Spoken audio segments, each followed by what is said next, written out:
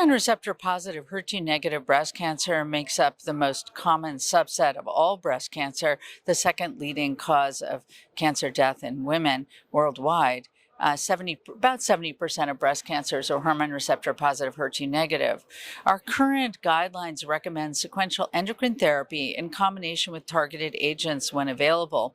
However, for all patients, eventually resistance to endocrine therapy and their companion targeted agents develop. After that time, the guidelines recommend sequential single agent chemotherapy. However, this is limited by cumulative toxicity as well as decreasing efficacy as you go along from line to line of treatment.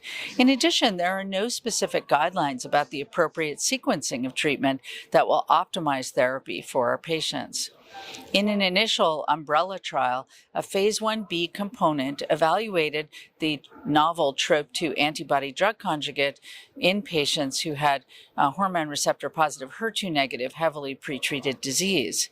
In this umbrella trial, phase 1b component, we saw a response rate of 30%, and this was quite durable with a very impressive progression-free survival as well. And that led to the development of a phase 3 trial to evaluate sacituzumab govitecan. Just a little bit to answer your question about SGN, what is that and what is the toxin that's given with this novel TROP-2 antibody drug conjugate?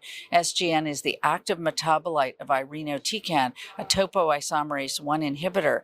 And we already had data suggesting that irinotecan at lower doses given weekly could be quite effective as late-line therapy for metastatic breast cancer, but it was dogged to some degree by toxicity over time with diarrhea. So it made a lot of sense to give the active metabolite of irinotecan linked to this antibody to TROP-2. TROP-2 is expressed on about 80% of breast cancers and has been correlated with worse prognosis and faster progression of disease.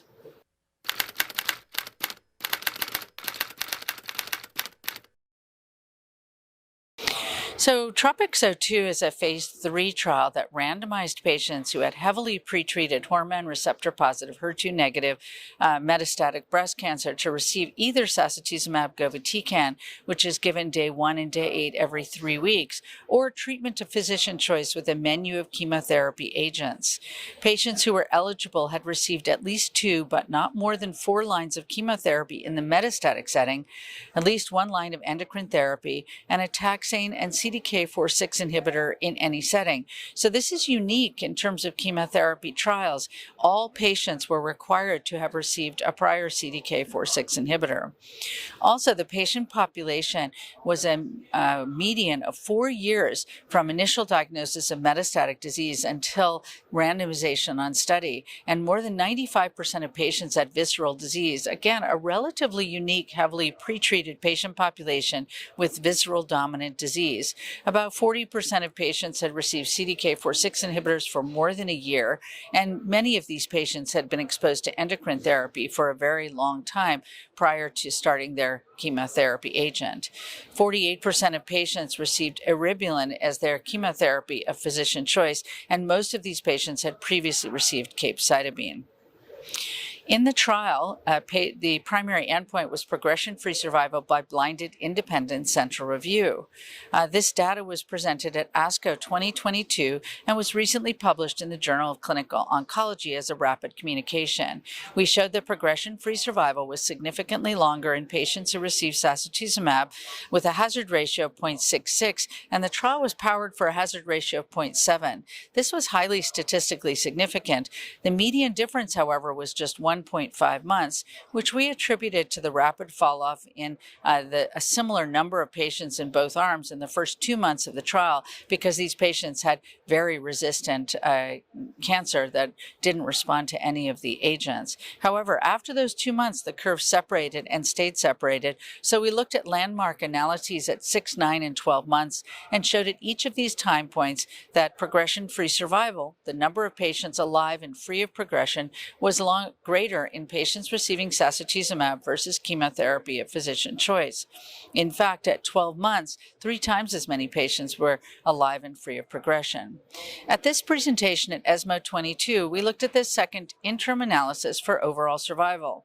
At the first interim analysis, we showed a numeric improvement in overall survival, but it was not statistically significant.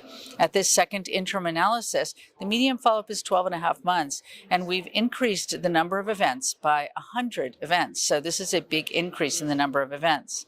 At this time, we showed a statistically significant improvement in overall survival with a median difference of 3.2 months going from 11.2 to 14.4 months.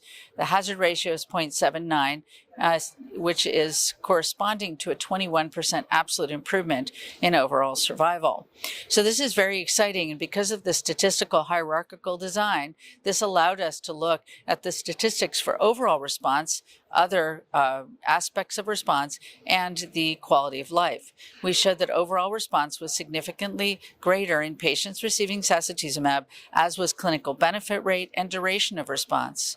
In terms of patient-reported outcomes, we showed that quality of life and global health status took significantly longer time to deteriorate in patients receiving sacituzumab compared to those receiving TPC, and the same was true with the fatigue.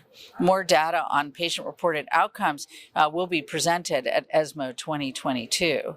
So in summary, this data now shows that sacituzumab govitecan in a patient population with limited treatment options and a poor prognosis improves both progression-free and overall survival with a significant difference in favor of sacituzumab govitecan. In an updated safety analysis, we showed no new safety signals with longer follow-up, and the safety profile is similar to what's been reported in other studies, including the phase 3 ASCENT trial in triple-negative breast cancer. Neutropenia is the most common toxicity for sacituzumab govitecan, but this is well managed with growth factors, dose reductions when required, and treatment delay when required. Interestingly, the discontinuation due to toxicity was not really any different for sacituzumab compared to treatment of physician choice. So this is now a new and exciting treatment option for patients in this setting.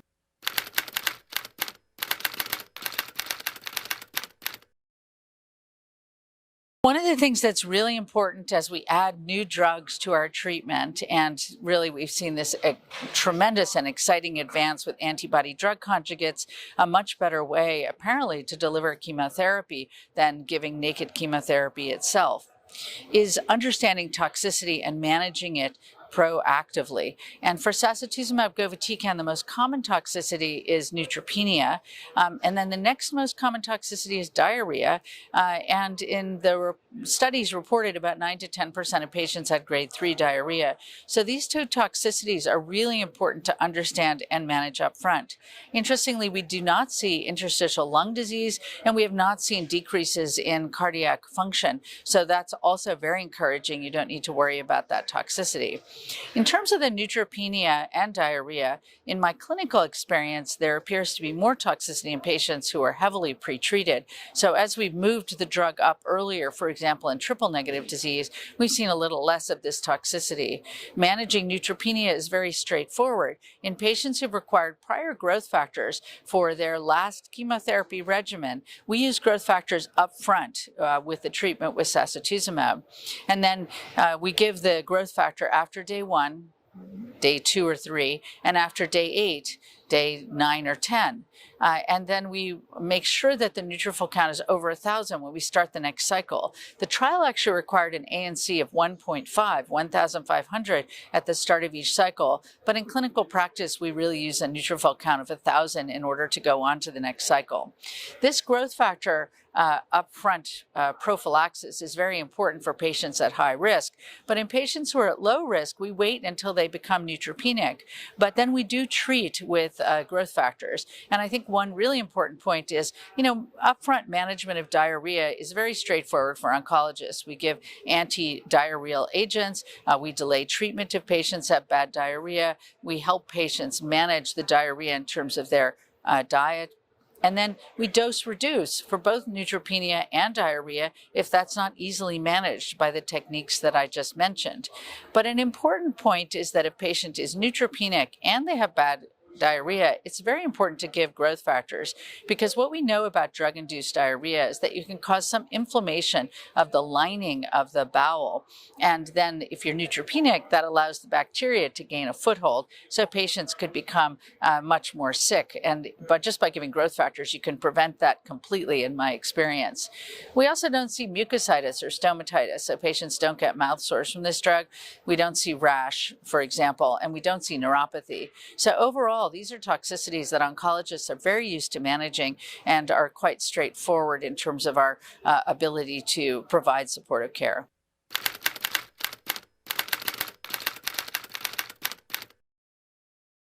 There are a lot of new targeted agents now available, but these targeted agents have had success only in combination with endocrine therapy to date.